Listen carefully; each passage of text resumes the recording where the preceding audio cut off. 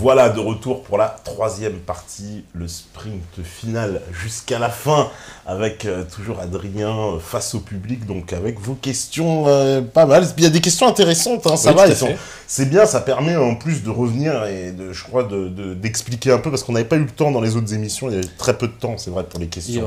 Il est vrai.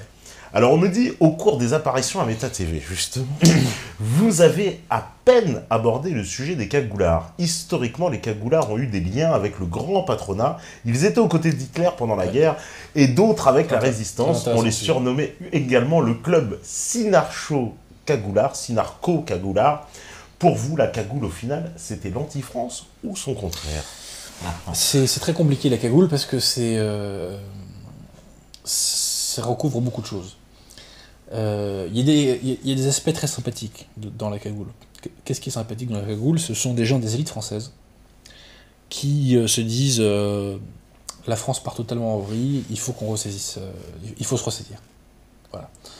J'aimerais que nos élites françaises aient le même questionnement, en passant aujourd'hui. Elles ne l'ont pas. Après,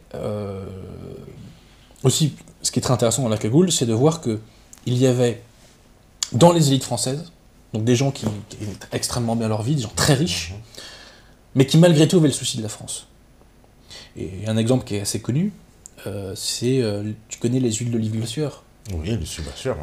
Eh bien, tu vois, l'héritier des huiles d'olive Le Sueur, le Maigre du Breuil, était cagoulard. Et le Maigre du Breuil a notamment contribué au débarquement de l'opération Torche. En fait, il avait épousé la fille de Le Sueur, tu vois. Donc tu vois, ce mec qui était... aujourd'hui, il serait sans doute milliardaire, ou pas loin en tout cas, il avait le souci de la France et il se battait pour la France. Il y avait aussi... qui d'autre dans la cagoule? Il y avait des personnages très sympathiques. Il y avait Gabriel Jantet, je ne sais pas si tu te souviens de lui. Gabriel Jantet, c'est lui qu'on retrouvera au cabinet Pétain et qui va négocier avec des officiers dissidents allemands pour faire un attentat contre Hitler. Et il raconte donc cette aventure dans le livre Pétain contre Hitler, qui est un ouvrage fabuleux que je recommande, qui moi personnellement en fait, c'est le genre d'ouvrage grâce auquel tu es en communion avec la France. Autre cagoulard, Lousteau Laco. Lousteau Laco, qui était un résistant, qui a témoigné en faveur de Pétain à son procès. Je sais plus si Paul Dingler était cagoulard. Je crois pas. Je crois qu'il était seulement cagoulard du roi. Paul Dingler, tu sais, c'était le chef de la résistance alsacienne. J'ai pas envie de dire de bêtises. Autre personnage cagoulard, le colonel Groussard. Le colonel Groussard qui était un des tout premiers résistants en 1940. Et qui a beaucoup travaillé avec l'intelligence service. Il y avait des cagoulards dans le CNR aussi. Tout à fait. Alors j'y arrive. C'est que tu prends de Wavrin, le colonel Passy, qui était donc vraiment le bras droit de De Gaulle, le chef du BCRA, tu vois. Du BCRI, pardon. Était cagoulard. Tu vois, le colonel Passy, personnage extrêmement important, il était cagoulard. Je sais plus si le colonel Rémy était cagoulard. J'ai un doute. C'est à vérifier. Mais en fait, les premiers résistants étaient essentiellement cagoulards ou membres de l'Action française. Hein, ça, c'est absolument vrai. Alors, qu'est-ce qui manquait à la cagoule? Pourquoi ça n'a pas marché? Parce que c'est des gens, quand même, qui avaient des moyens. Et puis, la cagoule, ils rigolaient pas. Hein. Il y avait des assassinats, il y avait des attentats. Et, tiens, petite parenthèse sur la théorie du complot. La cagoule fait sauter le bâtiment du MEDEF de l'époque. C'est le CNPF, je crois. Voilà, CNPF. Et en fait, l'idée, c'était d'imputer cet attentat aux communistes. Donc au début, on dit c'est un attentat communiste, et puis après, on s'est aperçu que c'était pas forcément les personnes qu'on avait désignées dans un premier temps, et que c'était la cagoule. Bon. Tu vois, la théorie du complot, des fois. Hein. Mais que te disais-je? Donc pourquoi la cagoule n'a pas marché? Parce que ce qui manquait essentiellement à la cagoule, c'était le versant spirituel. À partir du moment où tu ne restaures pas, si tu veux, le vecteur spirituel de notre société, tu es condamné à faire ce que j'appellerais une alter république, tu vois. Et au final, le système s'essouffle très vite. Voilà. Si tu ne restaures pas l'anthropologie française, au final, tu restes avec ce peuple de républicains qui finalement se satisfait de la disparition de la France. Donc ce qu'il a manqué à la cagoule, c'est les grâces du bon Dieu, tout simplement. D'accord. Bon, voilà. Mais sujet passionnant et sur lesquels on n'a pas tant de sources que ça. Hein. D'accord. Je me permets, attends, il y a un dernier cagoulard dont j'ai envie de te parler. Comment il s'appelle? C'était à la base un ultra collabo, Deloncle, Eugène Deloncle. Eugène Deloncle, donc était quelqu'un de très anti-allemand, mais Il va être assez collabo dans les premières années de la guerre, et il va participer à la création de la fameuse LVF. Tu sais que Ah oui, les LVF, légions de volontaires français qui partaient Exactement. en Russie combattre pour l'Allemagne. et qui était une association 1900, je le rappelle. Il paraît qu'il y avait plein de communistes là-dedans. Ah ça je sais pas, mais Marchais, il était dans je les précise, pareils. au sujet de la LVF, je l'ai apprise dans une lecture récente, c'est que Maurras l'a publiquement critiqué, la LVF. Mais bref, tu vois, donc Deloncle au début collabore, parce que déjà il a envie de se faire les communistes, et parce que, bon bah voilà, il estime que l'histoire va dans ce sens-là. Mais au bout d'un moment, il commence à comprendre que l'Allemagne va peut-être perdre, et il se rapproche de résistants. La Gestapo commence à le comprendre. Et que va-t-il se passer? C'est que Deloncle est chez lui avec son fils, et 3 agents de la Gestapo arrivent. Et lui disent, bon voilà, monsieur Deloncle, on vous emmène, on vous arrête. Et Deloncle lui dit, ok, pas de problème, je vous suis, mais un petit instant, je vais chercher un truc dans ma chambre. Donc, il va derrière son bureau, il est debout, il ouvre un tiroir, tu vois, et en face, tu sais, t'as les 3 agents de la Gestapo. Donc, tu vois, donc il est à son bureau, il ouvre son tiroir, il prend un flingue, et bah, il en anime 2, et le 3e le tue à la mitraillette. Voilà. Tu vois. Donc ça, c'était quand même des bonhommes. Hein. Ouais, et ça, c'était aussi les élites françaises, tu vois. Hein. Donc des collabos comme ça, il en faut plus.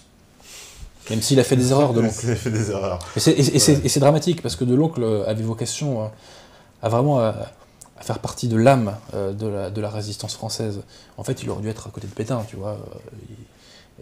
Mais peut-être que ce qui lui a manqué aussi, après je connais pas assez le bonhomme, mais peut-être que ce qui lui a manqué aussi, c'était le vecteur spirituel. Mais en tout cas, saluons sa mort courageuse, qui est un très bel acte de panache français. Alors on me dit, monsieur Abouzi, je ne vous ai jamais entendu parler du général Leclerc, Philippe Leclerc de Haute-Cloque. J'ai toujours entendu dire qu'il avait été assassiné par De Gaulle. Qu'en pensez-vous? Ça, alors ça, Je l'ai entendu. Alors moi aussi je l'ai entendu. Je l'ai entendu. Que c'était un rival de Gaulle et que De Gaulle là... Sincèrement, j'ai aucun élément pour aller dans ce Parce que sens-là. je crois que c'est son avion, c'est ça qui s'est écrasé Oui, tout à dans fait. le désert marocain, mais beaucoup disent oui, effectivement... Je vais te dire, moi je suis pas un trafic, fan de Leclerc, même si on peut lui reconnaître des mérites incontestables. C'est quelqu'un, tu sais que Giraud le raconte dans ses mémoires, quand il rencontre Leclerc pour la première fois, Leclerc lui dit en France il faut défoncer tout, il faut tuer tous les collabos, il y en a dans tous les villages, enfin tu vois, des paroles d'une férocité enfin, voilà, qui sont totalement délirantes. Après, bon, moi je suis pas un méga fan de Leclerc, je le reconnais des mérites, hein, attention, hein, mais je suis pas un méga fan et j'ai pas creusé vraiment beaucoup son dossier. Est-ce que De Gaulle a ordonné sa mort? En toute franchise. J'ai pas d'éléments. Hein. J'ai suffisamment tapé sur De Gaulle. Est-ce qu'il en est capable? Bah, évidemment. Bon, De Gaulle, est-ce que tu as vu De Gaulle reculer Reculer, non, c'est pas sur ce genre de choses? Jamais, absolument jamais. Tu vois, donc. Alors, on me dit l'affaire Benzema et l'affaire de la voiture de police brûlée ne sont-elles pas symptomatiques d'un non-respect de l'autorité, autorité de l'État, autorité du sélectionneur, autorité du patron? Comment faire pour que les Français respectent à nouveau leurs aînés et leurs figures tutélaires? Je suis d'accord, il y a une crise de l'autorité, et même Nuit debout. Nuit debout est une façon, enfin ça traduit une crise de l'autorité. Le fait qu'on n'ait pas été capable immédiatement de dire à ces gens-là de dégager et de les laisser faire, ça traduit une crise de l'autorité. Mais c'est très simple. Le peuple français estime que le pouvoir est illégitime. Un pouvoir illégitime n'a pas d'autorité. Il est illégitime parce qu'il ne défend objectivement pas les intérêts de la France, et donc la seule façon pour le pouvoir de retrouver la légitimité, ce serait de redéfendre les intérêts de la France. Tant qu'il ne le fera pas, le peuple français lui sera hostile. Le peuple français. Une partie du peuple français. Parce que il y a beaucoup de Français aussi qui sont pour le statu quo. Hein. Mais la question de l'autorité est liée à la question de la légitimité. Et à la question du prestige. C'est vrai que ça transcende toute la société, parce que c'est plus seulement maintenant l'autorité à l'école ou machin, c'est une défiance générale de l'autorité tout à fait. partout. Moi, même l'autorité politique, quelque part, quand Macron le jette des œufs, c'est aussi une défiance de l'autorité. Et puis même un truc tout bête, mais le fait qu'il y ait autant de candidats à la primaire des Républicains, et que le premier venu s'estime légitime pour postuler à la présidence de la République, c'est pas bon signe, hein. Je veux dire, c'est-à-dire qu'il n'y a même plus de prestige de la fonction, quoi. Hein. Donc effectivement, il y a même la façon dont on parle à Hollande, hein, même la façon dont un Mélenchon parle de Hollande. on voit bien qu'il n'y a plus du tout de respect à la fonction. Chirac, on lui parlait pas comme ça. C'est vrai. Ça, c'est commencé à arriver avec Sarkozy. Avec hein. Sarkozy, faut dire que c'est lui qui a ramené le truc en bien bas, sûr. quoi, avec puis- ses pauvres cons, ces machins, ces trucs, tout le monde là. Et puis, je cite dans le texte, hein, je suis désolé, mais il s'est fait traiter d'enculé publiquement. Oui, tu c'est sais, par le Lui, mec qui par les était sur un pêcheurs, bateau, là. tout à Voilà. fait, oui. C'était marrant, d'ailleurs. Mais la séquence est quand même assez dangereuse. C'était assez marrant, ouais. Surtout qu'on a eu un moment de vérité, c'était que le mec, il se fait traiter d'enculé, puis... Descends. Moi, j'ai l'impression de voir, tu parles de racaille, mais alors là, Ah non, c'est mais- la racaillerie. Mais là, c'est la souracaille, là. Hein, c'est Bah, la- il réagit comme on réagit en bas, là, dans l'immeuble, quoi. Le mec enculé, descends. Par contre- Sarkozy, t'es et- président, réponds même pas, genre. Et puis j'ai envie de te dire, si tu veux vraiment aller au clash, tu dis pas à quelqu'un descend. Oui. Tu dis j'arrive mon pote et on s'explique. tu vois. Exactement. Donc, exactement. En parce que plus, le coup de vas-y viens je descends, t'attends. comme il a dit, On l'a t'es vu. avec tous tes voleurs. En plus, bon, Ouais, voilà, ouais. t'es avec 20 mecs du GIGN autour de toi, oui, ça va être facile, oui, C'est effectivement. Comme il dit, oui, monte, moi j'arrive, oui, on va discuter. Mais cette image, ce qui me fait marrer, c'est la tête outrée de Sarkozy qui a mourir de rire. C'est vrai, le mec, il attend ça. C'est vrai qu'il est hyper surpris, mais Ah ouais, finalement, moi j'ai trouvé qu'on lui renvoyait ce qu'il avait renvoyé. En fait, évidemment. c'est un peu ce que que t'as semé qui te revenait dans pleine figure. C'était juste après qu'il ait multiplié par 3 son salaire. Ah oui, tu vois. tout à fait, tout à fait. Donc c'était Qui juste était une après ça. indécence totale, parce que Ouais, c'est ouais. la première mesure qu'il prend en arrivant. Et puis bon, surtout, j'ai envie de te dire, il dormait pas sous les ponts, quoi. Oui, Donc voilà. sincèrement, C'était il c'est était vrai pas que- ça près. Hein. C'est vrai que c'est il a fait un début sur les chapeaux de roue, Sarkozy. Ah on oui, peut le c'est dire, clair. un sacré début. Alors on me dit, Monsieur Abosi, pense-t-il que la nouvelle opinion publique participe à l'émergence d'une révolution conservatrice, comme l'Allemagne l'a connue dans les années 20? J'en veux pour preuve la réussite d'un Zemmour, d'un Finkielkraut, d'un De Villiers. En fait, dans mon prochain bouquin, j'essaie de faire la genèse de cette nouvelle opinion publique, et à la base, soyons très clairs, il y a des gens de ce qu'on va appeler le camp national. Donc effectivement, il y a une empreinte. Et ce qu'il faut bien comprendre, c'est que nous sommes dans une lutte entre la France, entre le pays français, je dis même plus le PRL maintenant, je dis le pays français, et la République, si tu veux. Beaucoup de Français se sont donnés à la République, et aussi des républicaines, à la laïcité, etc. La nouvelle opinion publique permet de revenir de ce conditionnement républicain.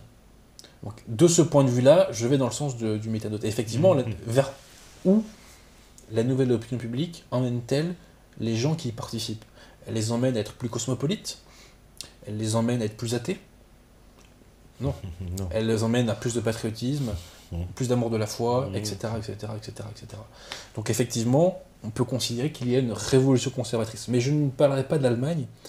Je On pense peut comparer avec cette Allemagne des années non, 20, c'est très c'est- différent. Moi, en revanche, je crois que la phrase que je vais dire le plus dans la soirée, c'est, j'en parle dans mon prochain bouquin, mais je fais la comparaison entre l'action de la nouvelle opinion publique et l'action des sociétés de pensée, en fait, au XVIIIe siècle. Et en réalité, c'est le même phénomène, entre guillemets, de création d'une nouvelle légitimité politique et culturelle, si tu veux. Et qu'est-ce que c'est qu'une légitimité politique et culturelle? François Furet et Augustin Couchet nous disent que c'est quand c'est partagé, si tu veux, par un groupe. Et par exemple, t'es pas pris au sérieux dans la nouvelle opinion publique si tu arrives et que tu commences par dire en premier l'immigration est une chance pour la France. T'es pas pris au sérieux. Ou l'Union européenne est fantastique, ça apporte la paix, la prospérité, blablabla. Parce que dans les idées qui sont partagées par le groupe, ces idées-là sont réfutées, si tu veux. Voilà. Donc, moi, je fais plutôt la comparaison avec l'action des sociétés de pensée, mais cette fois-ci dans le bon sens. Et il a raison qu'il y a eu une réelle, quand il dit réussite, en tout cas pour... Il y a une droitisation. Voilà, Zemmour qui a vendu 500 000 oui. livres, Bien sûr. c'est quand même extraordinaire, parce que, d'ailleurs, voilà, bon, ici même, j'ai débunké le débat qu'il avait fait avec Cambadélis, mais qui était absolument fantastique, culte, ce hein. débat, avec... justement, ce débat d'idées, d'ailleurs, à un moment donné, rien que ça commence, je trouve que le débat est fantastique, puisque Zemmour dit « j'ai vendu 500 000 livres », et c'est la journaliste qui dit « et vous, comme M. Cambadélis, vous en avez vendu 500 ».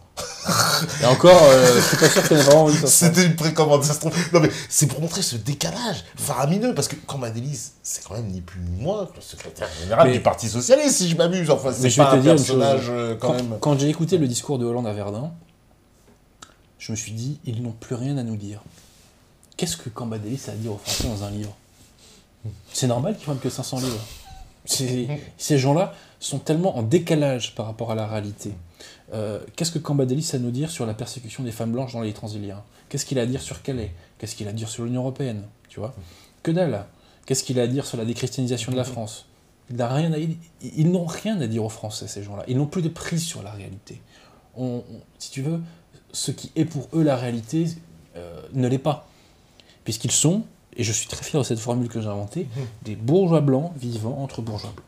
Ils ne sont pas en contact des réalités engendrées par le mondialisme.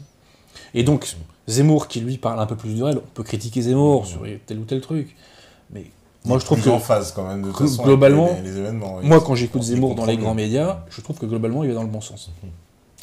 Mais en tout cas, il te parle de l'immigration, il te parle de l'histoire de France, tu vois, et donc fatalement il parle à beaucoup plus de gens. Puis c'est très intéressant parce que justement dans ce débat, Zemmour lui place en disant à Cambadélis, mais justement la même, j'ai envie de dire la même analyse que tu fais en disant mais vous êtes tellement hors du réel parce que vous êtes dans l'idéologie dominante, alors que lui dit qu'il fait partie de l'idéologie majoritaire. Et il dit justement, l'idéologie dominante, c'est celle des médias, de l'élite, celle que vous nous diffusez, mais l'idéologie majoritaire, comme tu dis, c'est ce que tu dis justement, le pays réel, le pays français, lui, il pense complètement différemment. Et qu'aujourd'hui, cet antagonisme, c'est pour ça que je trouve que c'est ce qui nous souligne, mais on voit que cette force-là, elle monte quand même. Elle monte. Et le succès du livre de Zemmour, à beaucoup d'égards, est un cri du cœur du peuple français.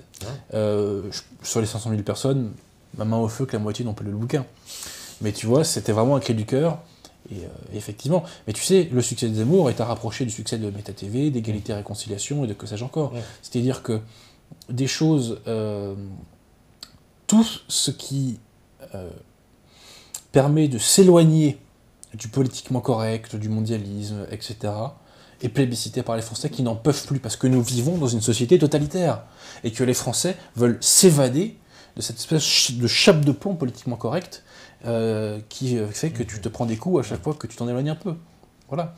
Donc, et d'ailleurs, Zemmour, une grande partie de son succès est aussi liée à la nouvelle opinion publique, puisque les vidéos de Zemmour tournent beaucoup sur les réseaux sociaux. C'est sans doute la personne des grands médias dont les vidéos tournent le plus. Il y en a quelques-uns comme ça, des exceptions hybrides justement qui sont des grands médias et dont effectivement qui tournent beaucoup sur les réseaux sociaux. Voilà. Rien que les vidéos de Cambadélis ne tournent pas beaucoup. Non.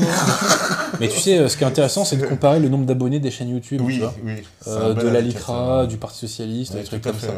Et c'est ça le vrai plébiscite. J'ai été voir, moi c'est simple, les vidéos de la LICRA, j'ai été voir sur leur compte, pour voir un peu, j'ai vu qu'ils faisaient une moyenne de 300 à 400 vues. Oui, ce qui est minable. Ce qui est minable. C'est le même rapport, 500 000 de Zemmour. Et tu vois, la morale de l'histoire c'est quoi? C'est que le système tient, donc associations antiracistes, partis politiques, syndicats, tout cela tient, toute cette nomenclature républicaine tient, parce qu'elle est sous perfusion du système. Perfusion d'argent public et perfusion de mécènes oligarques. J'aurais pu parler de la presse. Bien sûr, la presse qui vit des subventions. Il faut bien le dire, les journaux Libération n'existeraient plus, Le Monde non plus, certainement. Le Monde, l'Humanité, tout le monde. Etc. Aucun journal n'est indépendant, enfin, n'a d'autosuffisance, si je puis dire, sur la base du simple achat. D'ailleurs, tu vois, puisqu'on parle de la France aussi, grande différence avec justement le monde anglo-saxon, où, pour eux, il est complètement inconcevable qu'un État subventionne la presse. Pour eux, parce que c'est un signe de parti pris, justement, et pour eux, c'est de l'anti-presse. Ce qui est marrant, alors qu'en France, on nous dit justement précisément qu'on subventionne la presse au nom de la diversité d'opinion. C'est quand même extraordinaire. Enfin, ceci étant, je suis pas certain qu'ils financent beaucoup Minutes à l'État. Donc, je pense pas non plus. Prouvez-nous qu'effectivement vous voulez vous battre pour la diversité culturelle et financer Minutes. Sinon, voilà, vous êtes ou même présent si tu veux. Voilà, moi j'attends qu'on le démontre. En réalité, c'est pour maintenir une tutelle idéologique. Mais tu vois, tu prends cette émission que nous ferons là, elle sera plus vue que ne sera lu le numéro de Libération de demain. Voilà. Parce que, en vérité, un numéro de Libération, je pense, doit être lu, à mon avis, à tout casser, en vérité, par 10-15 000 personnes. À tout casser. Parce que tu sais qu'il y a beaucoup de commandes d'État, il y a énormément beaucoup de commandes des entreprises. J'ai appris que tous ces journaux-là, en fait, l'État était abonné, en fait, et c'était une grande partie, je vais te dire, finalement, de leur moi, je le voyais quand j'étais à la fac. Quand j'étais à la fac, t'allais à la bibliothèque, t'avais des piles de Figaro et de Monde. Tu vois? Donc, je le voyais bien. Et puis même, tu sais, les entreprises publiques aussi commandent beaucoup. Donc on entretient... Attends, est-ce qu'on n'est pas, justement, alors cette presse c'est pas une espèce de... J'ai envie de dire, mais c'est la Belle au bois dormant. On entretient une espèce de monde qui n'existe pas. Tout à fait. Et peut-être que ce que tu dis, que les Français en ont tellement marre, pour pas dire, voilà, pour être vulgaire, mais vraiment ras le cul de, voilà, si je vais mettre TF1, LCI, BFM, enfin ce non-choix, qu'ils se reportent sur tout ce qui est... Pourquoi en France, justement, il y a un grand succès, en plus, sur Internet. Mais je vais te dire une chose. Notre force est double.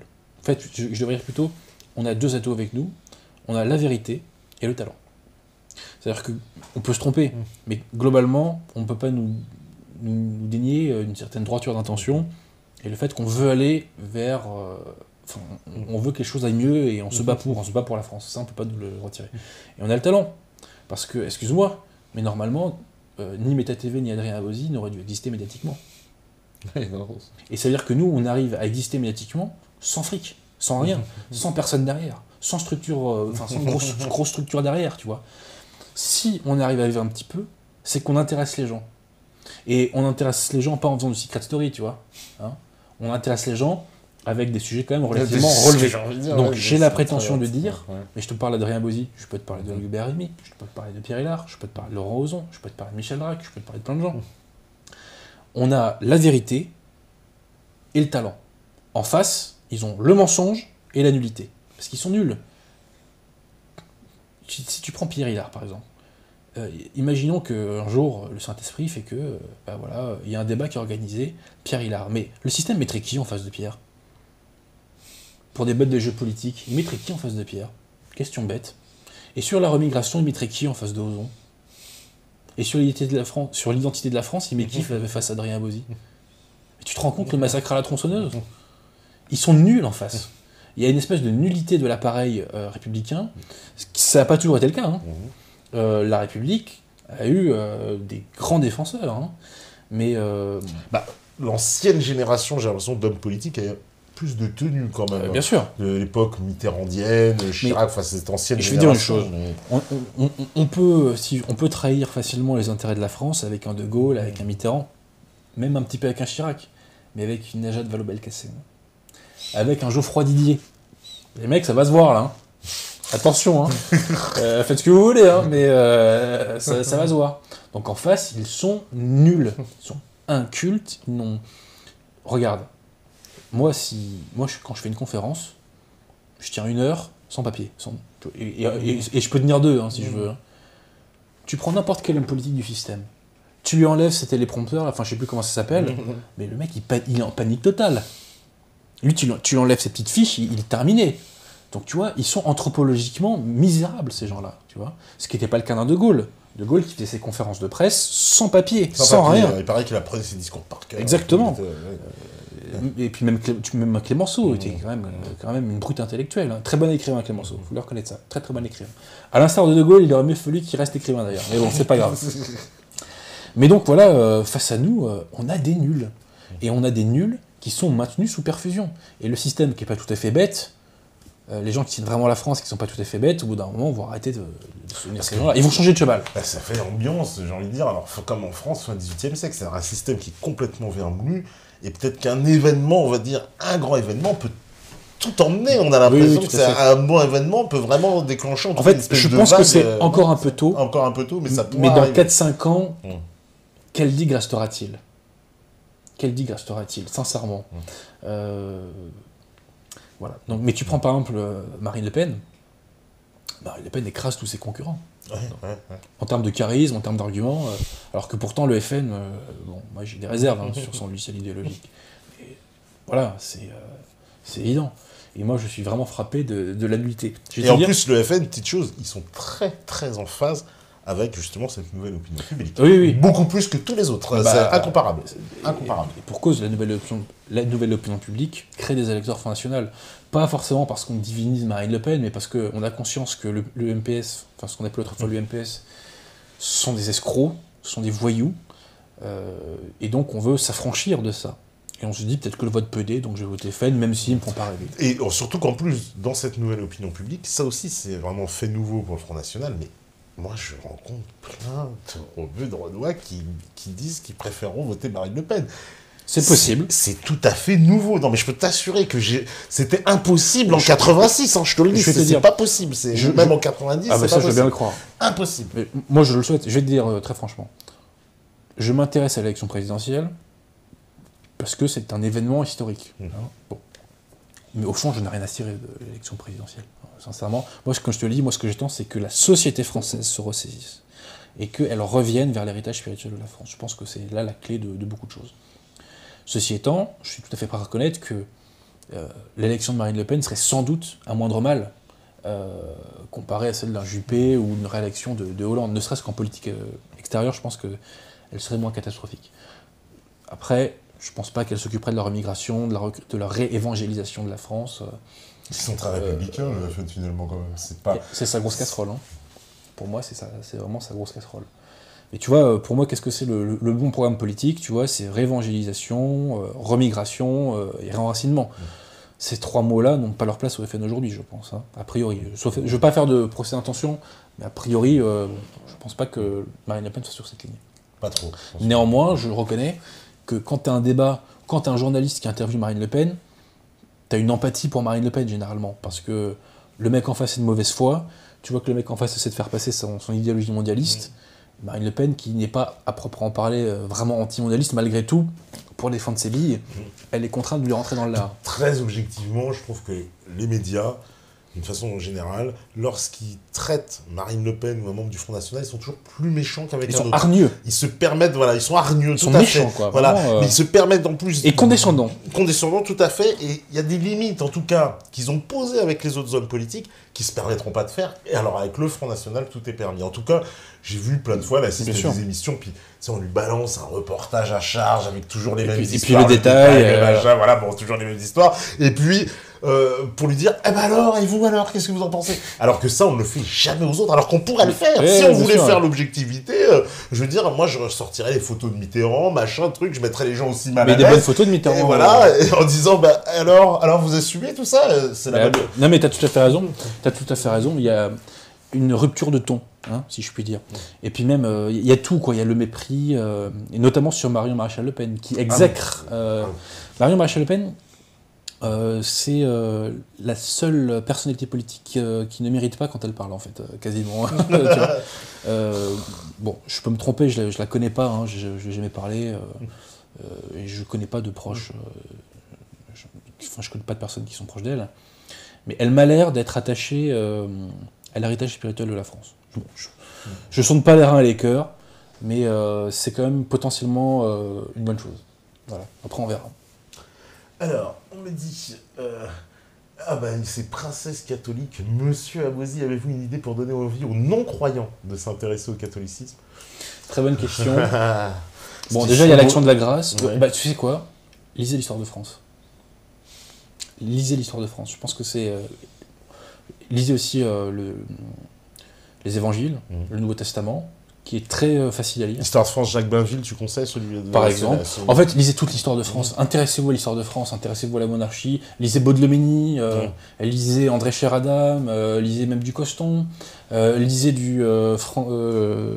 comment s'appelle Franz Fink-Brentano, lisez du Marie-Madeleine Martin, lisez du Pierre Gaxotte. Intéressez-vous à l'histoire de France. Voilà, c'est vraiment ça. Intéressez-vous à l'histoire de France. Et de fil en aiguille, en remontant, tu vois, de fil en aiguille, on s'imbibe de tout ça. Je suis pas fan de Charles Péguy. Enfin si, du Péguy écrivain, il est exceptionnel. Le Péguy écrivain, il est exceptionnel, mais le Péguy théoricien, c'est une catastrophe. Hein. Mais il avait compris que la civilisation française, qui que vous soyez, juif, protestant, athée, la société française est comme embaumée de catholicisme, si tu veux. Et c'est pour ça que quand Péguy te parle des cathédrales, ou quand il te parle de plein de sujets, il a compris cette âme de la France. Hein. Et parce que la question en plus religieuse en France, c'est presque une question taboue. Enfin, on a des rares pays où c'est aussi tabou. Parce que la propagande républicaine te dit que religion égale guerre civile. Tu vois. Donc. Parce que même en Europe, ils sont plutôt. Ils sont plus détendus. Oui, détendus sur cette question. La France est la fille de l'Église, mais la République est la fille des Lumières. Et j'ai envie de te dire, c'est elle qui a généré. C'est la génitrice de la laïcité. Donc on nous impose notre religion aussi. Mais parce que les autres, ils sont pas tous fait imposer leur laïcité. Par exemple, je regarde les Autrichiens, les Allemands, il n'y a pas de laïcité chez eux. Enfin, Sauf erreur de ma part, il n'y en a pas. il n'y en a pas, ouais, non. Moi, j'ai vu, en Autriche, moi, j'en parlais avec les Autrichiens, ils me disaient, non, il y a des crucifixes dans les classes, et il n'y a pas de lobby, ni juif, ni musulman, qui est venu dire, enlevez le lobby, mon Dieu, que je ne saurais voir. C'est une... Oui, tout à fait. Non, mais c'est vrai. Mais je te dis, en France, on paye cet héritage maçonnico, républicano, tordu, quoi. Mais c'est très ancré, quoi. C'est vraiment très ancré, en France. Hélas. Ouais. Mais je pense qu'on commence à... C'est lent, hein. Ouais. C'est lent, mais si tu veux, la courbe qui, si tu veux, du laïcisme, de l'athéisme et du laïcisme, qui était en gros, si tu prends tout le XXe siècle comme ça, elle à partir des années 2010, elle s'est stabilisée, et très lentement, voilà. C'est mon ressenti. Hein. Je peux me tromper, mais j'ai l'impression que les choses vont dans ce sens-là. Voilà. D'accord. Alors, on me dit, avez-vous entendu parler du concept des 200 familles qui tenaient la Banque de France dans l'entre-deux-guerres? Mais c'est pas un concept. C'est pas un concept, c'est une réalité. Que sont-elles devenues, justement? Ah bah, si vous voulez savoir ce qu'elles sont devenues, lisez Les responsabilités bourgeoises de Baudelaire et lisez du Coston. Hein, Coston en parle beaucoup de tout ça. Parce que tu vois, on parle toujours des sionistes. Les 200 familles, c'est beaucoup plus carré. C'est-à-dire, qui sont les élites françaises? Qui pèsent? Alors, quelles sont ces 200 familles? C'était les 200 actionnaires principaux de la Banque de France. Parce que la Banque de France, qui a été créée par Napoléon, était une banque de France privée. Oui, d'accord. C'est nationalisé en 1945, il me semble, avec le CNR. Voilà, c'était privé. Voilà, tout à fait. Alors, bon, il y a des choses, je ne peux pas en parler là. Je t'en parlerai. D'accord. Mais ces 200 familles, il y en a qui ont perdu de l'influence alors qu'elles ont été très importantes. J'en prends une, par exemple, qui est celle des Perrier. La famille des Perrier est très très importante, au point que Casimir Perrier, le père de Casimir Perrier, a été, si je ne me trompe pas, président de la Banque de France, et que Casimir Perrier a fini président, c'est pas président du Conseil le titre exact, enfin si c'était peut-être président du Conseil sous Louis-Philippe, sous la monarchie de Juillet. Mais la famille Perrier, donc pendant tout le XIXe siècle, elle a prospéré dans l'industrie française. Pourquoi? Parce qu'à l'époque, quand tu obtenais du pouvoir politique, tu le traduisais en pouvoir économique. Parce que tu obtenais des concessions par-ci, par-là, etc. Tu obtenais des postes dans les conseils d'administration. Et Jaurès, par exemple, a des discours très connus contre le descendant des Perrier qui a été élu président de la République. Tu vois, donc ces 200 familles, t'avais qui d'autre à l'époque? On va prendre, il y avait beaucoup de protestants à la base, parce qu'il faut bien savoir que le coup d'État de Brumaire a été financé par des banquiers, on va dire, suisses d'origine française, c'est-à-dire des banquiers qui étaient plus ou moins partis en Suisse après l'édit de Nantes, mais qui revenaient très fréquemment en France. Enfin, tu vois, c'était... Et en fait, Napoléon a été financié donc par des banquiers. Il y avait qui? Alors attends, laisse-moi faire marcher mémoire. Il y avait Mallet peut-être, il y avait le banquier Mallet, il y avait les Perregaux, il y avait... est-ce qu'il y avait Oettinger? Je ne me rappelle plus. Mais en tout cas, lisez Baudelaire, il y a les noms. Hein. Il y a les noms dans le premier tome des responsabilités des dynasties bourgeoises. Et bizarrement, les gens qui ont financé le coup d'État de Brumaire, on les a retrouvés à la Banque de France. Il y avait Delessert aussi, mais Delessert était catholique pour le coup. Qu'est-ce qu'il y avait d'autre? Là, tu vois, il faut que je relise mes fiches là. Il faut que je relise mes petites archives. Mais la question des 200 familles est absolument passionnante, parce que tu vois qui sont les élites françaises. Et petit à petit, donc il y a des dynasties bourgeoises qui se sont faites évincer, et il y en a d'autres qui sont apparues. Par exemple, les Rothschild. Tu vois, les Rothschild commencent à émerger vraiment en France, hein, je dis bien, parce qu'à l'étranger c'est différent. Mais sous la monarchie de Juillet, mais vraiment la surpuissance des Rothschild en France, elle arrive vraiment avec la Troisième République. Hein. Ouais, ils ont tous les chemins de fer, c'est ça, hein, ils ont oui, en fait, ils ont fait beaucoup de pognon sur les chemins de fer d'une part, mais aussi sur la dette. Hein. Tu vois, par exemple, quand on a perdu la guerre, les Allemands nous ont imposé une dette de 5 milliards, et les Rothschild ont notamment participé tu sais, à cette opération financière. Mais vraiment, la question des dynasties bourgeoises est passionnante. D'ailleurs, j'en parle beaucoup dans mon prochain livre, parce que on sort du délire sionisto-centré. hein, sur la toute-puissance. Moi, ce qui m'intéresse, c'est vraiment qui tient. Qui tient, C'est vraiment absolument passionnant. Donc, tu as des dynasties qui disparaissent, parce que les Paris, ils ont fini par disparaître. Tu en as aussi qui sont encore là. Les Malais, je te parlais des Malais. Ouais. Les Malais, donc, ils ont fondé une banque au début du 19e. C'était une dynastie bourgeoise. Ils étaient actionnaires de la Banque de France. Les Malais, ils sont toujours là. Et il y a une banque qui a été créée progressivement par la réunion des diverses banques, qui sont les Neuflies, Schlumberger, Malais, ou je ne sais plus si c'est dans cet ordre-là. Et eux, ils ont fondé, tu vois, donc c'est 3 dynasties bourgeoises qui se sont réunies pour fonder une banque. Et ils sont fait racheter par un groupe hollandais dont j'ai oublié le nom. C'est pareil, tu as les Worms, tu vois, la banque Worms. Mais c'est absolument passionnant. Et tu vois, on ne connaît pas ces mecs-là. Bon, les Rothschild sont connus, mais toute cette bourgeoisie française, on ne la connaît pas. Qui connaît, comment s'appelle-t-il, Henri Germain, fondateur du Crédit Lyonnais. C'était pas sioniste, Henri Germain, désolé. Hein. Qui connaît Arlès Dufour, cofondateur du Crédit Lyonnais? Personne. Et tu t'imagines le pognon que doivent avoir ces gens-là? Perregaux. Je t'ai parlé de Perregaux qui a financé le coup d'État de Brumaire. Perregaux, il a créé la caisse d'épargne. À mon avis, il a gardé des petites actions. Tu imagines si je les connais pas, mais si cette dynastie-là a gardé des actions de caisse d'épargne, mais ces mecs-là sont multimilliardaires. Tu vois? Et tu connais le classement Forbes. Oui, classement Forbes des plus grandes fortunes. T'as remarqué qu'il n'y a jamais Rockefeller et Rothschild, hein? Non. Bizarre. Bizarre, oui. Tu vois? Oui, c'est vrai. Ouais. Donc, je pense que c'est pareil sur les fortunes françaises. C'est-à-dire qu'à mon avis, bon, évidemment, les Bernard Arnault, les Bettencourt, les Pinault, il y a aussi, tu vois, la famille Ricard, la famille Peugeot, les gens qui tiennent Hermès, etc. Oui, bien sûr. Mais moi, je serais curieux de savoir ce qu'est devenu la famille de Germain. Tu vois, fondateur du Crédit Lyonnais. S'il a gardé des parts, à mon avis, ils sont pas sous les ponts, hein, ces gens-là. Hein. Je pense pas tu vois plus, ouais. Comment s'appelle-t-il, je crois? Talabo. La Société Générale a été co-créée par Rothschild et j'ai plus son nom exact. Je crois que c'est Talabo, mais je suis pas sûr, ça a vérifié, c'est un truc comme ça. Tu sais, moi je me suis intéressé à l'origine des banques aussi. D'où elles viennent ces banques-là? Qui les tient? C'est pas inintéressant quand même comme sujet, c'est même passionnant. Non, pas du tout. Et voilà, donc je parle beaucoup de tout ça dans mon prochain livre d'ailleurs, parce que j'essaie de comprendre qui sont nos élites. Hein. Et donc lisez du Baudelomény. Baudelomény, c'est vraiment le mec qui a creusé à fond le truc, et Coston a comme pris le relais, hein, si tu veux.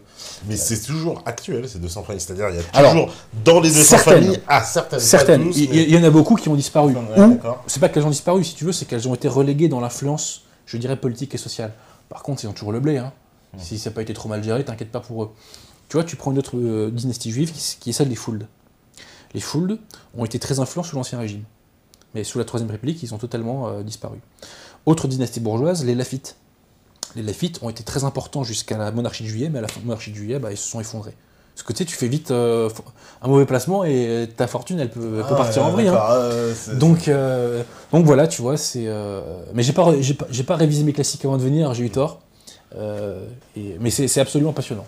Mais tu vois, pour en revenir à Drummond, Drummond te dit que la Révolution française n'a bénéficié qu'aux Juifs, d'un point de vue social, alors que quand tu regardes les vrais premiers bénéficiaires, c'est qui? C'est les Oettinger, c'est les Malais, c'est les Perregaux. En fait, c'était des banquiers protestants. Les mecs qui ont vraiment acquis une grande influence sociale qu'ils n'avaient pas sous l'Ancien Régime. C'est les Delessert, c'est le Couteux. Voilà, le Couteux. Mais le Couteux, il était catholique aussi, je crois. En fait, Delessert était protestant, et je crois que c'est le Couteux qui était catho.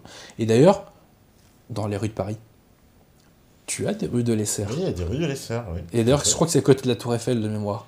Ouais. Les gens se disent pas, mais qui c'est ce mec-là? Et j'étais passé à côté il y a pas longtemps, et je me dis, tiens, c'est marrant, ils ont oublié de dire que le mec a financé le coup d'État de Brumaire et que c'est dans la Banque de France. Je crois que Delessert, c'est même lui qui a rédigé les statuts de la Banque de France, si je ne m'abuse. Enfin, il faut que je révise mes classiques, là. Là, je suis un peu embrouillé, mais en tout cas, j'ai balancé quelques noms, et j'invite les gens à aller creuser tout ça. Alors, on me dit, vous avez parlé du grand remplacement par des populations essentiellement musulmanes. Non, tu n'as même pas dit ça, tout à fait. Pensez-vous que la France pourrait devenir une république islamique, voire un califat dans un avenir proche ou plus ou moins lointain? Bon, disons qu'il y a des zones qui peuvent devenir des califats, tu vois, le califat de Marseille, le califat de Seine-Saint-Denis, c'est crédible, hein, faut pas se mentir. Hein. Après, la France, non. De toute façon, moi, je pense qu'à la fin, c'est mon camp qui gagnera. Donc, je pense pas que ça n'arrivera. Mais disons que à moyen terme, il y a déjà des poches, quoi, c'est ça, à moyen terme, le califat de Marseille... Et de Seine-Saint-Denis, c'est très possible, hein, sincèrement. Pourquoi ça, je pose une question, pourquoi ça n'arriverait pas? Question simple, pourquoi ça n'arriverait pas? Les choses vont dans ce sens-là. Hein. Elles vont pas vers une francisation, une catholicisation. Hein. Donc, voilà. Mais à terme, c'est la France catholique qui gagnera. Ça va faire un clash, tu penses, quand même, à terme, c'est ça? Je sais même pas. Moi, je pense qu'on va vers une apartheidisation de la société consentie, si je puis dire, et voulue par tout le monde, en fait. D'ailleurs, on va vers ça, quoi. Enfin, je veux dire, c'est évident. Il suffit de... Je te dis, hein, il faut prendre des transports en commun. Et tu vois, quand je vois à la télé quelqu'un qui nie le grand remplacement, je me dis, bah toi, tu prends Uber et le taxi. Mais tu prends pas le métro, tu prends pas le RER. Parce que si tu prends le métro et le RER, tu peux plus faire semblant, quoi. C'est pas possible. Alors, tu restes dans certaines banlieues. Alors, on me dit aussi, pensez-vous que les discours dissidents ont vraiment du succès de plus en plus par rapport aux médias? Les gens ne sont-ils pas plutôt idolâtres en suivant des Tepas, Soral, Hilar, l'un n'empêche pas l'autre, que d'écouter réellement leur discours, un peu comme supporter une équipe sans comprendre. J'ai envie de te dire qu'il y a tous les cas de figure. Il y a des gens qui nous écoutent rationnellement et qui, je dirais, si tu veux, prennent de la graine, comme on dit, quoi, hein, tu vois. Et il y en a qui sont dans une logique beaucoup plus idolâtre. Moi, je le vois avec Asselineau et Soral, si tu veux. Tu vois, quand je critique la réconciliation, j'ai des sorolo-maghrébins qui me surtrollent. Asselineau, c'est pareil. Il y a ce côté idolâtre, mais il n'y a pas que ça. Hein. Il y a des gens qui, calmement, rationnellement, disent « Ah bah oui, ces gens-là, ils disent pas des conneries, effectivement, ils nous nourrissent. » Tu permets que je relève une question? Ouais, vas-y, c'est... Est-ce que tu la vois? Celle de Serge? Celle de Serge Goldstein. Un roman à conseiller. J'ai 100 romans à conseiller, ouais. J'ai des milliards de romans à conseiller. Le problème, c'est que... j'en ai tellement, tu vois. Bah déjà, les romans de Bernanos, hein, Sous le soleil de Satan, La joie, Monsieur Wynne, Journal d'un curé de campagne, La conquérante de Brasillac, Les deux standards de Rebattet, un petit peu de Balzac, hein, Illusion perdue, Le Père Goriot, qu'est-ce qu'il y a d'autre? Du Julien Green, allez, pourquoi pas du Julien Green? Je conseille, je crois qu'on prononce Moira de Julien Green, Monsignor aussi, littérature populaire policière française, Le mystère de la chambre jaune, tout Gaston Leroux, parce que Gaston Leroux en plus il y a de la malice, c'est drôle, c'est Le fauteuil hanté, La machine assassinée, qu'est-ce qu'il y a d'autre? Un peu de Zola, La fortune des Rougons, très malin Zola, très intéressant, hein. Un peu de Giorgiono, qui lui a fait 4 ans de guerre, 4 ans de front, du Stendhal, la pureté du style de Stendhal est tellement sublime, Lucien Lewen, Le rouge et le noir, la Chartreuse de Parme, bien entendu. Je te fais pas ça 150 ans. Hein. J'ai pas souvent l'occasion de parler de littérature, donc là je profite pour en balancer un max. Sinon, ouais, donc tout le Rouletabille, tout Arsène Lupin, Maurice Sachs, un de mes écrivains préférés, Maurice Sachs. Alors, juif, homosexuel et collabo. Destin particulier. Mais la beauté du style de Maurice Sachs est fantastique. Donc lisez ses mémoires, Le Sabbat, magnifique. La chasse à courre, Alias, Histoire de John Cooper d'Albany, merveilleux style, d'une finesse incroyable, enfin vraiment très très belle littérature. Bien entendu du Léon Bloy, La femme pauvre, Le désespéré, un style rugissant absolument fabuleux. Lisez le journal de Jules Renard aussi, qui est absolument fabuleux. Lisez du Barbet d'Orvilly, lisez du Huysmans, là-bas par exemple, ou les cathédrales. J'en ai tellement. Bon allez, je m'arrête là. Là, tu leur as donné une bonne panoplie, là, déjà, pour ceux qui vous notez, sinon vous le reverrez dans le replay. Alors, on me dit, que pense Adrien Abosi de la défaite de la Roumanie catholique face à la France multi-ethnique? Ah, mais moi, je pense que la Roumanie... C'est la question qu'elle plus de... La Roumanie met la France à l'amende dans beaucoup d'endroits, notamment dans le métro. Je constate que la ligne 5 a été privatisée par les Roms, totalement privatisée par les Roms. C'est scandaleux, quoi. Enfin, c'est vraiment, mais c'est la Roumanie. Ils sont très présents, la Roumanie. Ah oui, ils sont présents. Hein. Alors, on me dit, Maître Abosi, est-ce que ces dynasties bourgeoises dont vous parlez tiennent les médias? Pas à ma connaissance, puisque tu vois, les médias sont venus par qui en France? Patrick Drahi. Il y a, je sais, Lagardère, je crois qu'il y a encore un truc, mais je crois qu'il désinvestit, je crois qu'il essaie de larguer ses trucs. Dassault n'est pas vraiment une dynastie bourgeoise. D'ailleurs, Dassault a fait fortune grâce au Front Populaire, hein, soit dit en passant. Hein. D'accord. Ah bon, Dassault n'est pas dans les fameuses familles. Ouais. Non, parce que Dassault, c'est un ingénieur à la base, si tu veux. Ouais. Et en fait, comment Dassault a fait fortune, c'est que sa boîte a été nationalisé, mais il est resté gérant de la... Donc en fait, il s'est fait plein de pognon comme ça, mais il est resté gérant de la boîte nationalisée, et en plus, il a créé sa boîte à lui à côté, si tu veux. Voilà, donc c'est un truc totalement tordu, et vive la République, hein. De ce point de vue-là, la vie est belle. Hein. Sinon, mais t'as qui d'autre qui tient les médias en France? T'as Pierre Berger, donc c'est pas une dynastie bourgeoise, parce qu'il y a beaucoup de nouvelles fortunes qui ont été faites au XXe siècle dans le luxe et dans la mode et tout ça. Tu vois, donc tu vois les Arnaud, les Pinault, Bernard Arnault, Pinault, tout ça. Ouais. même les Bettencourt, c'est du cosmétique, ça rejoint un peu tout ça. Donc t'as du BHL aussi, t'as du Bolloré, c'est pas non plus, il ne vient pas, si tu veux, de ces dynasties bourgeoises dont parle Baudelomini. C'est comme Xavier Niel, par exemple. Hein. Ouais, Xavier Niel, tu vois, c'est Free. Voilà, c'est sur Internet qu'il a fait fortune, c'est différent. Donc non, les médias sont pas tenus. Ils sont pas tous tenus par ces de sa famille, en tout cas. Les dynasties bourgeoises, à ma connaissance, ne tiennent pas les médias. Alors on me dit, est-ce que M. Abozi peut-il nous donner des informations sur l'oligarchie qui entoure Poutine, notamment la puissante famille Astor? Je la connais pas du tout. Voilà, ça fait plusieurs fois on me pose cette question, moi non plus je ne connais pas cette famille. Je ne la connais pas. Visiblement... Il y a des oligarques, alors il y a une question que je me pose, j'ai pas la réponse et j'ai pas le temps de m'y atteler pour l'instant, c'est que sous quels critères on a désigné les oligarques russes? C'est Eltsine qui l'a fait. J'ai un de mes amis qui connaît même la date et le lieu où ça s'est fait. Sous quels critères il s'est dit, toi t'as ça, toi t'as ça, toi t'as ci, toi t'as ça. Voilà. D'accord. Parce que de toute façon, on sait que c'est au moment du basculement de l'URSS, voilà, on a quand même livré en pâture, on va dire, du privé, tout le patrimoine public de l'URSS. Oui, tout à fait, tout à fait. Qui est quand même assez considérable sur ça. Qui est considérable, parce que la Russie est richissime. La Russie est richissime. Voilà, il y avait Rosneft, on sait, la compagnie de pétrole, Gazprom, la fameuse compagnie du gaz. Il y a tout en Russie, il y a le gaz, il y a le pétrole. C'est un État rentier, la Russie. C'est un État rentier. C'est pour ça que le système, d'ailleurs, veut mettre la main dessus. Ouais. Donc voilà. Mais après, je ne suis pas spécialiste de ça. Faudrait demander à un spécialiste de la Russie, mais Astor, j'ai jamais entendu parler de lui. Alors, on me dit quoi? Si vous deviez décrire la France en un mot, quel serait-il? Alors, très intéressant. Tiens, je vais citer en avant-première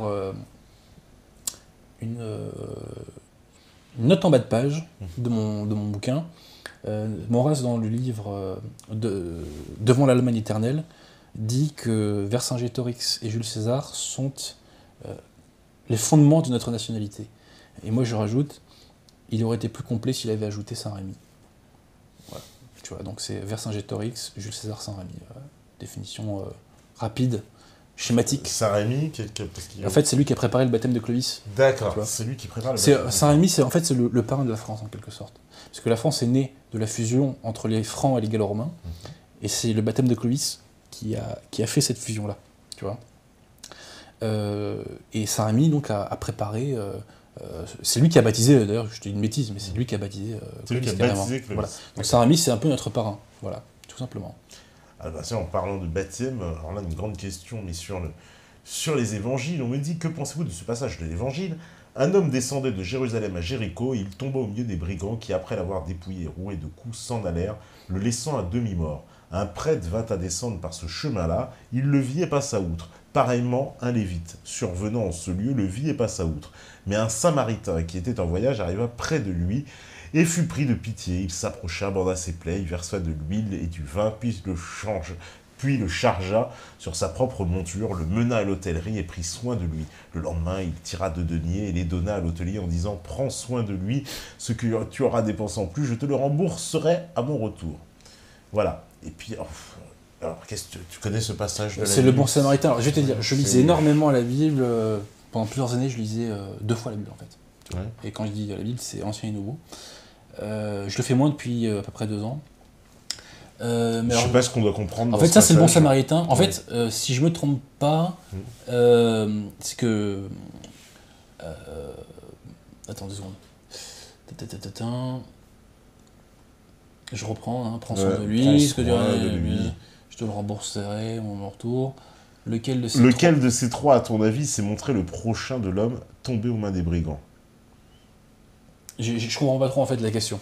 Ah oui, c'est parce que je pense que c'est un clin d'œil tout à l'heure, tu sais, quand j'évoquais le désordre dans la charité. Ouais. Tu vois Mais, Tout à fait, je pense. cher ami, c'est pas avec l'évangile, une interprétation toute personnelle, je pense d'ailleurs, de l'évangile, qu'il me fera changer d'avis là-dessus. Hein.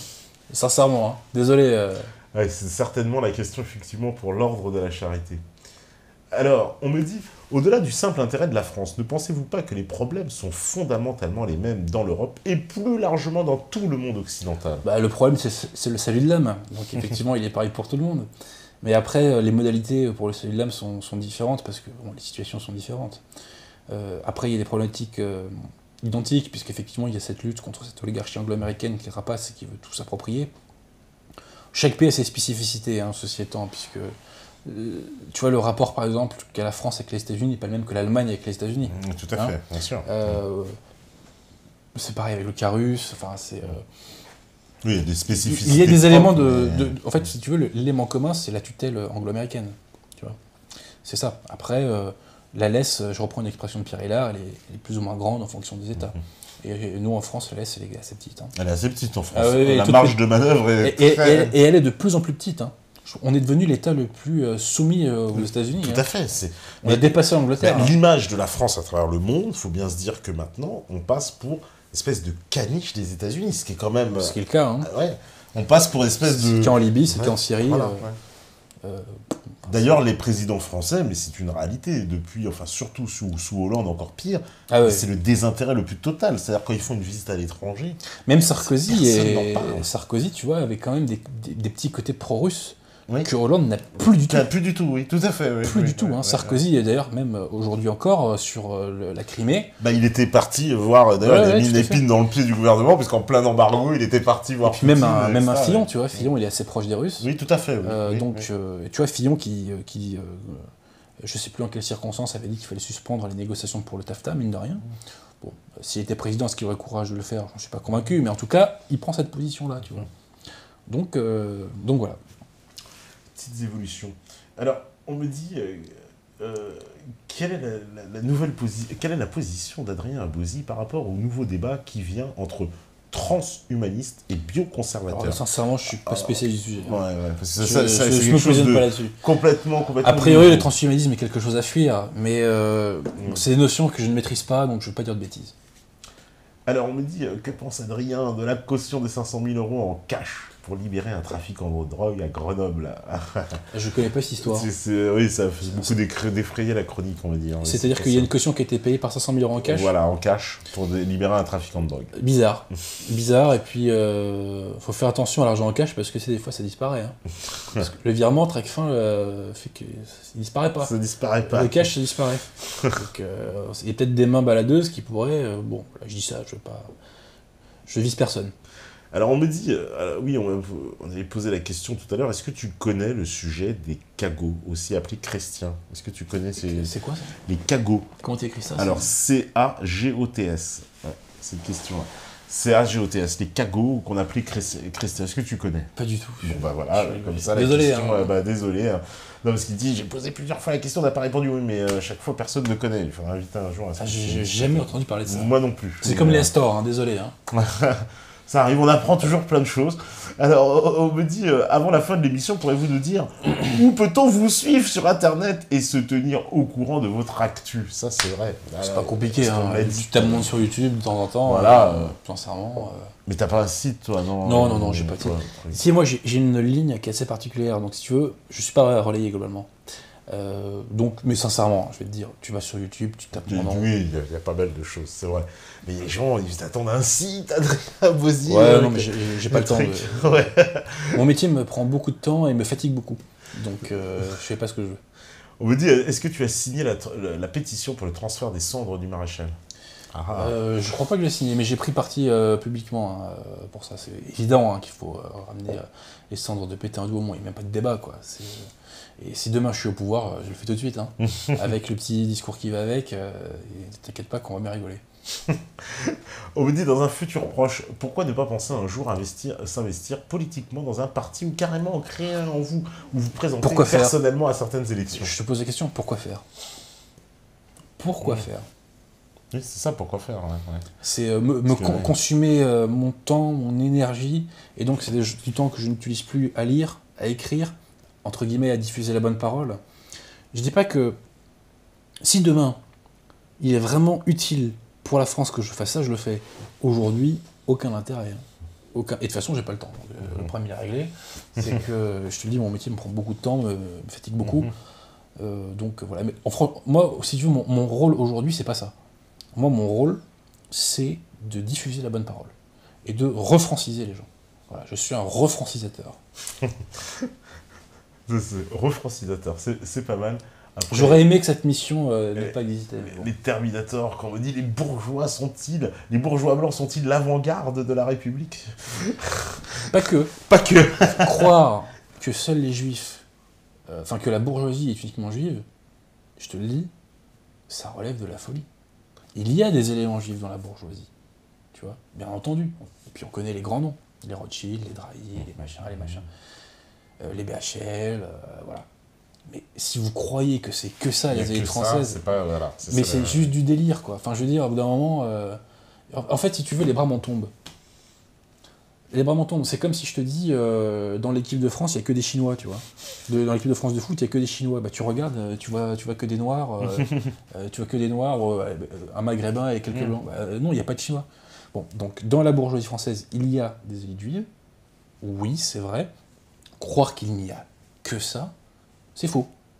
C'est objectivement faux. Après, s'il y a des gens que ça rassure de croire que, faites votre vie comme ça. Mais vous ne m'intéressez pas. Moi, ce qui m'intéresse, c'est la réalité.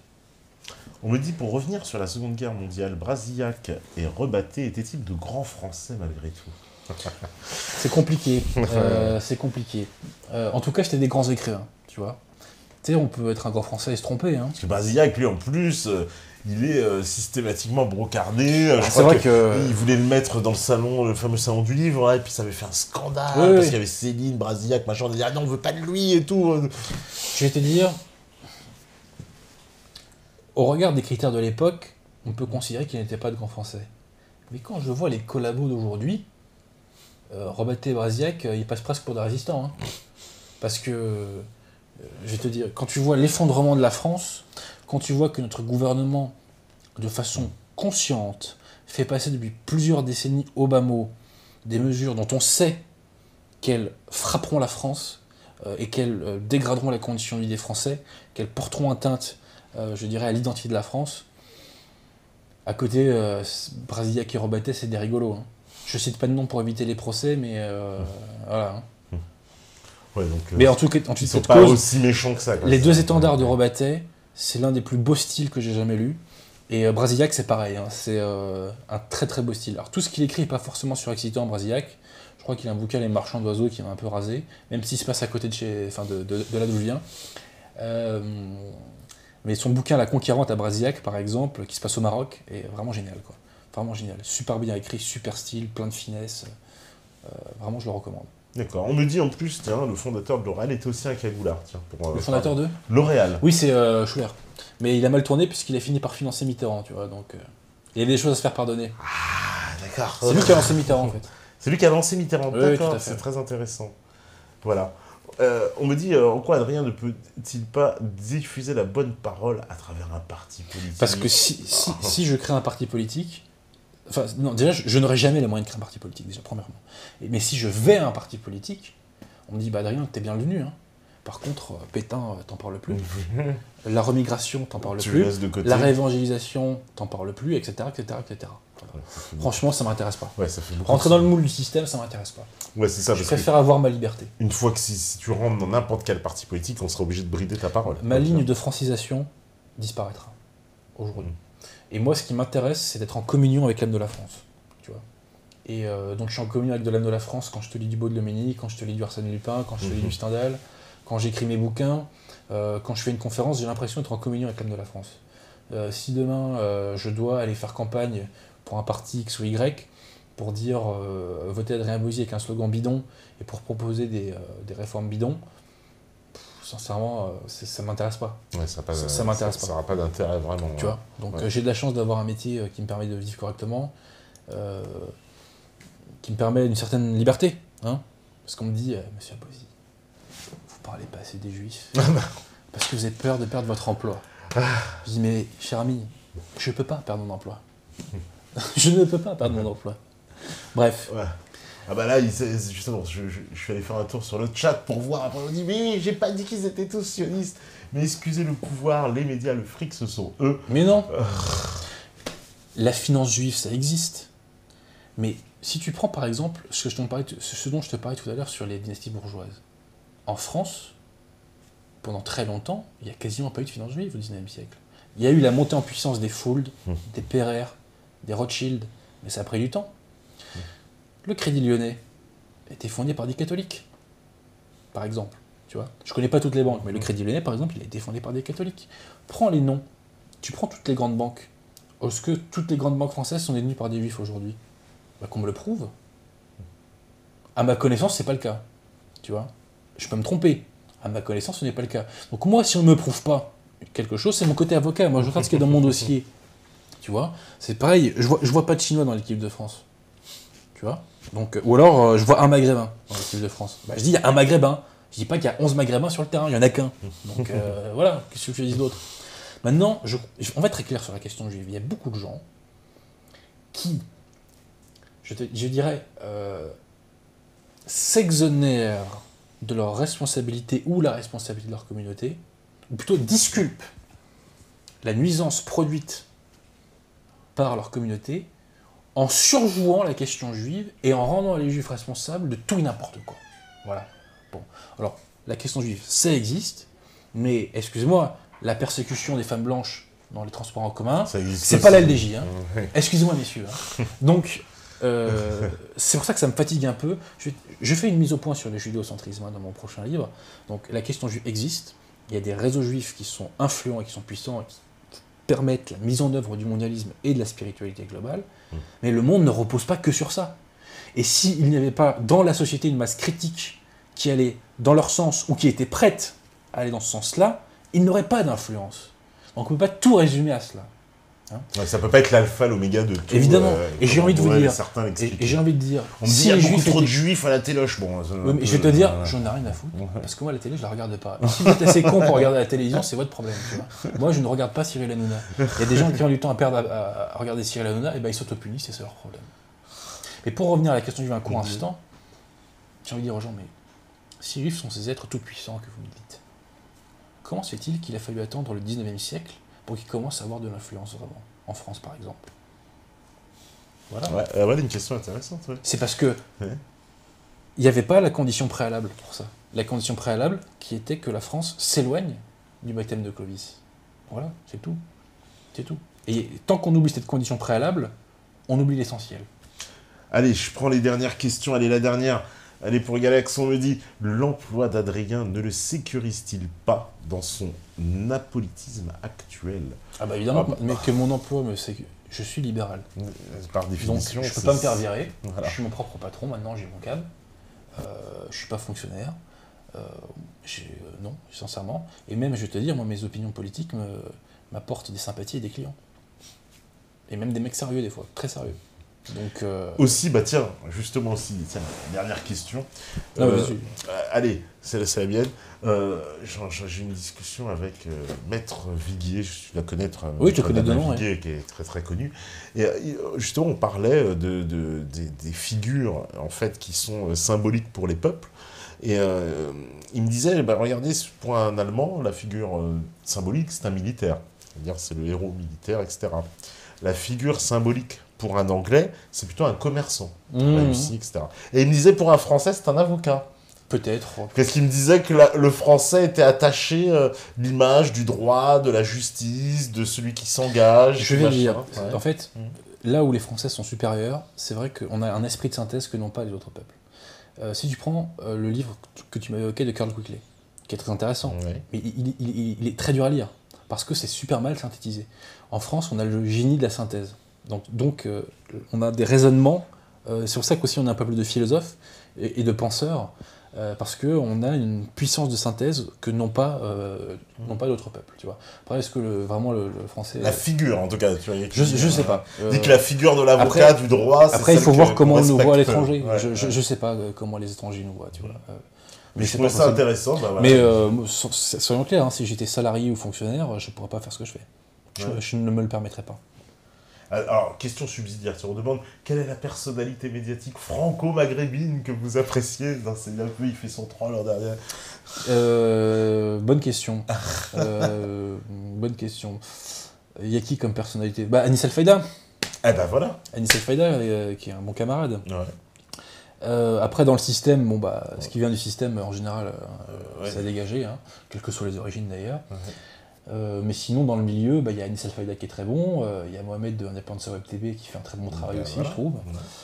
Voilà. Je Eh pense ben, que c'est- ben voilà, vous avez votre réponse. Non mais il fait son troll, je connais. Non, mais il n'y a pas de Il souci. fait son troll à la fin. C'était le Et concept. c'est normal, c'était le concept. Là, il commence à se Il y a lâcher. quand même une très très bonne question de Victor qui me demande ce que je pense d'Olivier Giroud. Oui, qu'est-ce que tu penses d'Olivier Ah, Giroud? rien. Oui, parce qu'ils... Non, mais là, ils sont en mode troll, l'euro. Ah, mais y a pas de tes mal. pronostics pour l'euro et tout. Moi, je dis, bon, là, ça commence. Moi, pour Ça y l'Euro, est, c'est la fin. je vais te dire, moi j'espère que la France va gagner. Pas par patriotisme, parce que je n'ai rien à cirer de l'Euro de football. Mais tu sais, moi je me rappelle ces petites images sympathiques de l'électeur du PSG en 2013. Ah oui, Et je je m'en dis- souviens. Et, tu vois, et depuis, le système fait tout pour éviter que ça se reproduise. Donc ils évitent les rassemblements, ils évitent les grands mais là, ils n'ont pas le choix, tu vois. Et là, je pense qu'on peut potentiellement bien se marrer. D'accord, bon, bah, on va voir qu'est-ce que ça va donner. cet euro. En tout cas, Bah, merci du Adrien. Mais c'est moi qui te venu. remercie une nouvelle Et fois. puis, de toute façon, bah, on te reverra à la rentrée pour ton livre, j'imagine. Et Ouais, peut-être... ça va saigner. Et voilà, et puis d'ici là, on parlera projet d'émission en plus de Première Guerre mondiale, on en reparlera. Eh oui. Et puis, bah, de toute façon, voilà, quant à nous, et ben... On se retrouve lundi normalement, on fait un grand au revoir à la régie, au revoir au modérateur, au revoir à tous les métanautes, merci d'avoir posé vos questions. Voilà, ça finit en plus, ils disent bonheur, l'Algérie, quel bonheur, mon Dieu. Bon, il est en concours, c'est ça? Ah mais je soutiens l'équipe d'Algérie moi en Coupe du Monde. Ah bon, bah voilà. ouais. Voilà, on me dit, vous pouvez faire une dédicace à l'Algérie avant de partir, mais bien sûr, on dédicace à l'Algérie. Grosse dédicace au Fennec. Au Fennec d'Algérie, Au voilà. Fennec. Et espérons que... Bah, non, ils sont pas à la Coupe du Monde cette année, donc bon, ils sont pas dans l'Euro. Ouais, non mais en tout cas Normal. je soutiens l'Algérie à la CAN. Oui. Je soutiens l'équipe de France à la CAN aussi, non, mauvaise blague. Et je Bientôt soutiens, l'équipe de France et à je la soutiens CAN. l'Algérie à la Coupe du Monde. D'accord. Et c'est du premier degré. Hein. Bon, bah écoutez, voilà. En tout cas, il y en a qui disent, bah voilà, soirée intéressante. Merci, bah merci aussi à vous. Et comme d'hab, vous savez très bien, forcément, c'est que si vous regardez ce message, c'est que vous êtes la résistance. Ciao, ciao, ciao tout le monde.